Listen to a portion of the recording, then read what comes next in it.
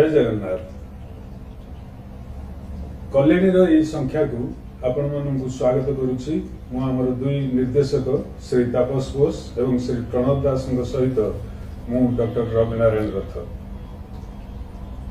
गत संख्यार आम आलोचना करथिले 100 वर्ष बंचिबा किपरि एवं यही आलोचन अंशग्रहण करी आमर अनेक श्रोता बंधु अनेक दर्शक आमर ए विषय रे अनेक प्रश्न पचारिछंती, तांकर संदेह मोचन करिछंती एवं ता सहित से शपथ करिछंती जे 100 वर्ष बंचिबा पई से निश्चित भाव में चेष्टा करेंगे।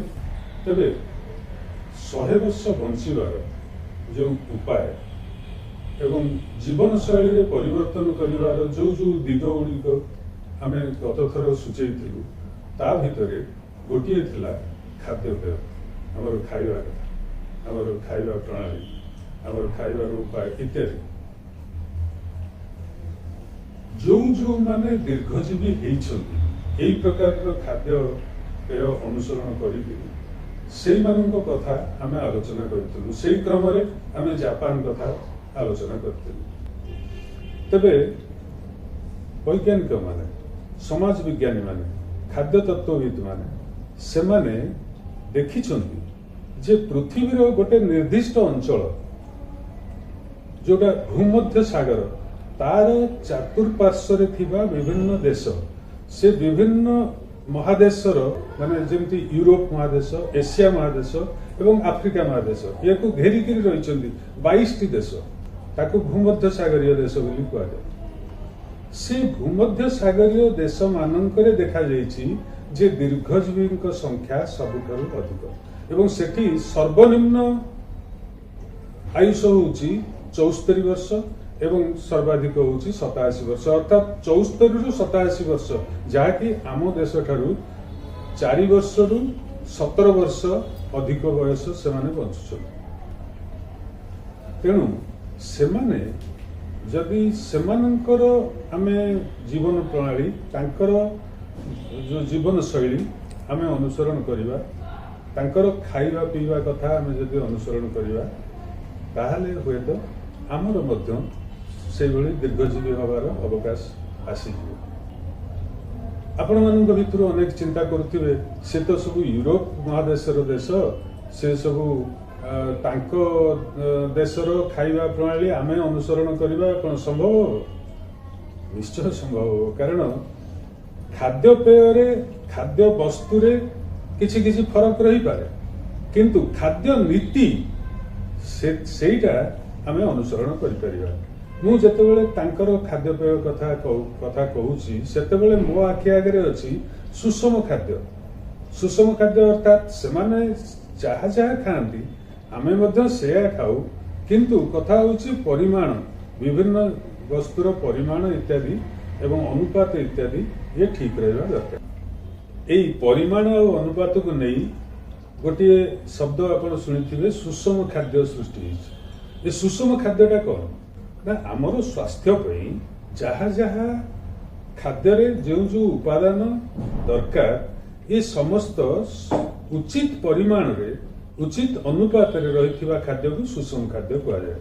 सुषम खाद्य रे कौन थाए ना पुष्टि सार थाए, श्वेत सार थाए, स्नेह सार थाए एवं किछि खनिज पदार्थ थाए, किछि खनिज सार एवं किछि जीव सार बा विटामिन ये सब रही है। या छड़ा पानी, पानी गोटे उपादान जहाँ बिना जीवन असंभव एवं पानी आमको प्रत्येक दिन 2 लिटर रु 2.5 लिटर पानी आमर विश्व प्रधान देश आमको आवश्यक। या छड़ा जहाँ कि अन्य कहीं आलोचना नहीं न थांती मु सेटा भी आपको कहि दूची।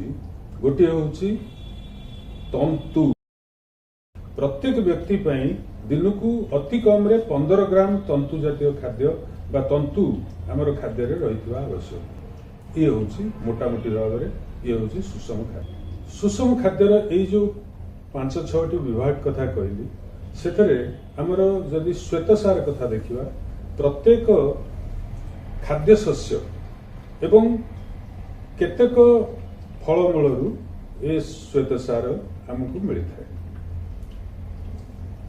खाद्य शस्य भितर चाउल अटा बाजरा मक्का आपणकर मांडिया इत्यादि ये सब श्वेतसार आमको मिलता है एवं किछि किछि तंतु मध्य मिलता है जोटा अकंडा चाउल जोटा को नाली चाउल आम कहूँ रिफाइन चाउल कौन प्रकार रे सुषम खाद्यर अंतर्भुक्त नुहे एवं रिफाइन चाउल आमर स्वास्थ्य पे नितांत भाव में वर्जनीय ताकू आम खाଇବା उचित भी नुहे आमर भल स्वास्थ्य पाइबा पई हेले कारण जेतेबेले आमे ताकू कांडी दो बा ताकू रिफाइन कर दो सेतेबेले तार जो ऊपर अंश रे थिबा थायमिन इत्यादि जेतक विटामिन अंश नष्ट हो जाए एवं ता फल रे हमको केवल श्वेतसार मिलता है तापरे हमर जो तंतु एवं विभिन्न प्रकार विटामिन बी कॉम्प्लेक्स रो संपूर्ण भाग जहाँ जहाँ सब मिलवा कथा से सब सेतरु चली जाए तेणु एक रकम ताहा अकामी हो जाए कहले चले तेणु आमको सबु बेले ध्यान रखा हम जे जहाँ जे कौन खाद्य शस्य आम व्यवहार कर अटा मत से जे कौन खाद्य शस्य आम व्यवहार करवा ताकू अकंडा बा नाली अंश तार थिबा समय रे ताकू व्यवहार करवा खूब भल मांडिया मांडिया रे आपको लौह अंश भी मिले से जो मांडिया रो जो चोपा से चोपाटा को जब संपूर्ण भाव में आम बाहर करदे ताले सेटा भी अकामी हो गला तेणु आमको देखा पड़ो जे अकांडिया चाउल एवं केतक फलमूल जमी धरतु आपणकर कंदमूल अनेक देश से माने चाउल खाइबा परिवर्ते भात खाइबा परिवर्ते बा रुटी खाइबा परिवर्ते कंदमूल व्यवहार करते एवं सेतुरु भल श्वेतसार मिलता है एवं सेतरे किछि किछि तंतु मध्य रही तापरे आसंतु आपण प्रोटीन बा पुष्टिसार आम पाइपर जो मैंने निरामिष खाद्य खाती से मैंने डाली जातीय खाद्य एवं शिंब जातीय खाद्य से मैंने प्रोटीन पाइपर ता छड़ा जो मैंने आमिष खाते से मैंने माछ अंडा मांस कुकुड़ा मांस ये सब से मैंने प्रोटीन पाइपर किंतु एथरे गोटे कथा देखिबार कथा जे निरामिष खाद्यर प्रोटीन जदियो यार परिमाण टिके कम हो पारे खाद्य आमिष तुलन तथापि आपण टोफू बा सोया सोया जातिर जो डाली बा सोया जातिर सोया मंजी सेथुरु जो प्रोटीन मिले बेस गुणात्मक प्रोटीन मिले तेबे प्रोटीन बा पुष्टिसार आमे निरामिष खाद्य पाइपर एवं सेथेरे हमको किछि तंतु मध्य थाए अथच जो माने मांसाशी जो माने मांस खाती आमिष भोजन करती से माने एई तंतुटा पाइपारते तेणु मांस खाउथिबा व्यक्ति मानक ठारे अंतर कैंसर अधिक होथिबार देखा जाए तेणु आमे जदि भी आमिष खाइबा तेबे हमको माछ बा अंडा खाइले भल या परे आसंतु आमे देखिबा फलमूल कथा फलमूल रे हमर सबु फल हमको उपलब्ध अछि हमर कमला हो आंब हो पिजुली हो आमे एप्पल हमको न मिल पारे सेव हमको हुए तो न मिल पारे बा दाम अधिका हो पारे पिजुली सेव अपेक्षा अधिक पुष्टिकर तेणु आमे पिजुली खाई परिबा आंब अछि सपुरी अछि पणस अछि विभिन्न प्रकार कोली जातीय खाद्य अनेक प्रोटीन मिलता है एवं भल श्वेतसार मिलता है तेणु कोली जातीय ता छड़ा से अनेक प्रकार एंटीऑक्सीडेंट भरपूर रही क्षीर एवं क्षीर उपलब्ध विभिन्न दही छेना इत्यादि क्षीरटी स्वास्थ्य पे भल किंतु क्षीर जो तैल अंशटा बाहरी जाइथिबा दरकार जदि तैल अंशटा को बाहर कर दे जोटा स्किम्ड मिल्क कह जाए सेठी हमर स्वास्थ्य पे भल ताकू आमे अध लिटर जाए दैनिक नहीं परिबा तबे ता परे आमे जिबा तैल एवं तेल घी एवं चीनी ये समस्त रहिला पिरामिड रो सर्वाग्रे तेणु ये सबुर परिमाण यथेष्ट कम होगा दरकार। चीनी बिल्कुल न खाइले भल। जेते प्रकार सिरप बा कोल्ड ड्रिंक ये सब आसुची, फल रस ना भी जहाँ सब आसुची सेतरे भी चीनी मिसिक आसुची। फल खातु किंतु फल रस ना जाई सेठी अर्थ खर्च करवा किसी आवश्यक नहीं। तेणु चीनी जेकोसी खाद्य पकेवा भी किसी आवश्यक नहीं। अति अल्प परिमाण में जदि भी कौटी आवश्यक है अति अल्प परिमाण में व्यवहार करा जाई पारे। तेल जेते प्रकार तेल आम वर्जन करिपरिबा सेते भल। एवं रिफाइन तेल तो बिल्कुल व्यवहार करने अनुचित। रिफाइन तेल संपूर्ण भाव में वर्जनीय, कारण एथरे सबु प्रकार अनेक प्रकार एथरे अपमिश्रित होता है। ता छड़ा सेथरे केतक फ्री रेडिकल जो अच्छी ता हमर स्वास्थ्य गोटे अपकारी पदार्थ होता है। या परे मु आपनकु ए फ्री रेडिकल एवं एंटीऑक्सीडेंट कथा कहया चाहे। आम प्रत्येक जीवकोश रे जो क्रोमोजोम रही से क्रोमोजोम रो शेष भाग को टेलोमियर कहा जाए। जार टेलोमियर कटि कटि जाए जितेबाला बयस बढ़ी बढ़ी जाए ये टेलोमियर कटि कटि जाए।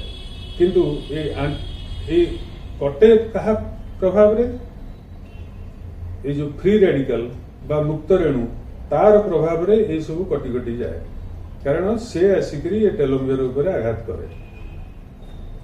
बर्तमान एंटीऑक्सीडेंट यही फ्री रेडिकल बा मुक्त रेणु यार प्रभाव टेलोमियर को रक्षा करे। फल जो बयस वृद्धि जनित जो प्रक्रिया आमर 50 वर्ष पर 51 वर्ष होची, 51 पर 52 होची, ये गोटे प्रक्रिया चली से अनुसार शरीर में अनेक परिवर्तन होता है। केतक क्षेत्र में आप देखिए गोटे 40 वर्ष लोक से 60 वर्ष लोक भली दुस्तुव सेठी कौन होची तार बयस वृद्धि प्रक्रियाटा अधिक बढ़ी बढ़ी जाउची। अर्थात तार ता उपरे एई फ्री रेडिकल गुड़िक खूब काम करुछन एवं सेठी से एंटीऑक्सीडेंट देहरे नाही विशेष भाव में नाही। तेणु ताकू से फ्री रेडिकल रो प्रभाव रो रक्षा करि पारु नाही। वर्तमान आसंतु आमे देखिबा ताले खाद्य रे ये एंटीऑक्सीडेंट कोठी अछि एवं केमिति हमकु रक्षा करूछ। जदि खाद्य रे हमर अच्छा फ्री रेडिकल टा आसे कोठु? फ्री रेडिकल हमर खाद्य रे भी आसे, आमे जो पानी पिउछु सेतरे भी आसे, आमे जो वायु भितर को नौचु विभिन्न प्रकार प्रदूषण एवं विषाक्त पदार्थ मध्य आसे। एवं विभिन्न खाद्य आमे जो खाउछु तार केतक पदार्थ रही जो माने कि फ्री रेडिकल केतक सृष्टि भी करत। तेणु आमे सब खाद्य रे सावधानता रखिबा दरकार जेमिति कि हमको एंटीऑक्सीडेंट अधिक आसीबो एवं फ्री रेडिकल बिल्कुल आसीबो नाही। सेई मेडिटेरेनियन डाएट बा जो भूमध्य सागरीय अंचल रे जो प्रकार खाद्य खाती से खाद्य रे अधिक एंटीऑक्सीडेंट थिबारु सेठी सेमाने दीर्घजीवी ही करूछंती। तांकर शरीरर जो तांकर जीवकोश भितर थिबा क्रोमोजोम रक्षा पाउछि, तार टेलोमियर नष्ट हो नाही, सेति पई सेमाने दीर्घजीवी होछंती। वर्तमान आसंतु आमे कोन कर परिबा? आम देश रे आम परिस्थिति रे आमर सांस्कृतिक परिवेश भितर आमर खाद्याभ्यास भितर आमे कोन कर परिबा? देखंतु ए जो एंटीऑक्सीडेंट ये एंटीऑक्सीडेंट कोथरे थाए विटामिन ए सी एवं ई, विशेषकर ए सी ई ये तीनटा एक विटामिन। ता छड़ा विभिन्न आमे जो रंगीन खाद्य पदार्थ जमि कखारु, जमि कमला, जमि कदली, ये सब विभिन्न रंगर खाद्य पदार्थ सी विभिन्न रंगर खाद्य पदार्थ रही एंटीऑक्सीडेंट। तेबे ये सब खाद्य पदार्थ आम पाखे उपलब्ध अच्छे। ता छड़ा जेते प्रकार आपणकर सबुज पनीपरिया एवं जमती शाग विभिन्न प्रकार शाग भरपूर रही, एंटीऑक्सीडेंट रही, लौह रही, मैंगनीज रही, कपर रही, जिंक रही, जेते प्रकार एंटीऑक्सीडेंट आमको आवश्यक सबु प्रकार एंटीऑक्सीडेंट या भितर भर्ती रही। सेतरे मु सबुबेले कुए ସରୁ ସଜନା ସଜନା ଛୁଇଁ ବି ହେଇପାରିବ, ସଜନା ଶାଗ ବି ହେଇପାରିବ, ଉଭୟରେ ଆଣ୍ଟିଅକ୍ସିଡେଣ୍ଟ ଭରପୁର ରହିଛି। ଅରେ ଅମୃତଭଣ୍ଡା ଆପଣ କଞ୍ଚା ଅମୃତଭଣ୍ଡା ତରକାରୀରେ ବ୍ୟବହାର କରିପାରିବେ ଏବଂ ପାଚିଲା ଅମୃତଭଣ୍ଡା ସେ ବି ରଙ୍ଗୀନ ଖାଦ୍ୟ, ସେଥିରେ ମଧ୍ୟ ଆଣ୍ଟିଅକ୍ସିଡେଣ୍ଟ ଭରପୁର ରହିଛି, ତାକୁ ଜଳଖିଆରେ ଆପଣ ଖାଇପାରିବେ। ତାପରେ ରହିଲା କରେ କଦଳୀ ବି ଦେଖନ୍ତୁ, କଞ୍ଚା କଦଳୀ ଖାଇପାରିବେ, ତରକାରୀରେ ପକାଇ ପାରିବେ, ସେଥିରେ ଲୌହ ଭରପୁର ରହିଛି ଏବଂ ତା ଛଡ଼ା ଅନ୍ୟାନ୍ୟ ଆଣ୍ଟିଅକ୍ସିଡେଣ୍ଟ ସବୁ ରହିଛି। ଏବଂ ପାଚିଲା କଦଳୀ ସେ ମଧ୍ୟ ରଙ୍ଗୀନ ଖାଦ୍ୟ, ସେଥିରେ ମଧ୍ୟ ଆଣ୍ଟିଅକ୍ସିଡେଣ୍ଟ ରହିଛି ଏବଂ ଖୁବ୍ ଶ୍ୱେତସାର ରହିଛି। ଶକ୍ତି ସେ ଆପଣଙ୍କୁ ତୁରନ୍ତ ଶକ୍ତି ଯୋଗାଏ, ଯେମିତି ଗ୍ଲୁକୋଜ ଖାଇଲେ ସେମିତି କଦଳୀ ଖାଇଲେ ମଧ୍ୟ ସେଇଭଳି ଆପଣଙ୍କୁ ତୁରନ୍ତ ଶକ୍ତି ସେଟା ଯୋଗାଇଥାଏ। ତ ଏଇ ସବୁ ଖାଦ୍ୟ ଆମେ ଯଦି ବ୍ୟବହାର କରୁଛେ ତାହେଲେ ତାକୁ ଉଚିତ ପରିମାଣରେ, ଉଚିତ ଅନୁପାତରେ ଏବଂ ଉଚିତ ସମୟରେ ଠିକ ଭାବରେ ଯଦି ଆମେ ଖାଇବା ତାହେଲେ ନିଶ୍ଚିତ ଭାବରେ ଆମେ ମଧ୍ୟ ଦୀର୍ଘଜୀବୀ ହେଇପାରିବା। ଆପଣଙ୍କୁ ଅଧିକ ଖାଇବା ଆବଶ୍ୟକତା ନାହିଁ, ଅଳ୍ପ ଖାଆନ୍ତୁ। ପେଟ 1/3 ଥରକେ 1/3 ଭର୍ତ୍ତି ହଉ, 1/3 ପାଣି ରହୁ ଏବଂ 1/3 ଖାଲି ରହୁ, ସେଇଟା ହେଉଛି ଖାଇବାର ପ୍ରଣାଳୀ। ତାହେଲେ ସେଇଟା ଦେହରେ ଲାଗେ ଏବଂ ସ୍ୱାସ୍ଥ୍ୟ ଠିକ ରହେ। ଆପଣ ଦିନକୁ 4 ଥର ଖାଆନ୍ତୁ ଏବଂ ଗୋଟେ ଥର ଆପଣ ଯେମିତି ସନ୍ଧ୍ୟାବେଳେ ଆପଣ ଗୋଟେ 2ଟି ଫଳ ଖାଇପାରନ୍ତି, ଗୋଟେ କମଳା ହଉ, ଗୋଟେ ସେଓ ହଉ ବା ଗୋଟେ ପିଜୁଳି ହଉ, ଆପଣ ସନ୍ଧ୍ୟାବେଳେ ଖାଇଲେ, ବାକି ଆଉ 4 ଥର ଆପଣ ଖାଦ୍ୟ ଦିନ ଭିତରେ ଖାଇଲେ, ତାହେଲେ ସେଇଟା ହେଉଛି ଖାଦ୍ୟ ଖାଇବାର ଉଚିତ ପ୍ରଣାଳୀ।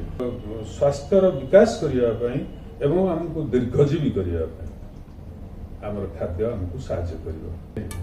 ଆଜି ପାଇଁ ଏତିକିରେ ରହୁଛି, ପୁଣି ଦେଖା ହେବ ପରବର୍ତ୍ତୀ ଅଧ୍ୟାୟରେ। ଜୟ ଉତ୍କଳ ଜନନୀ।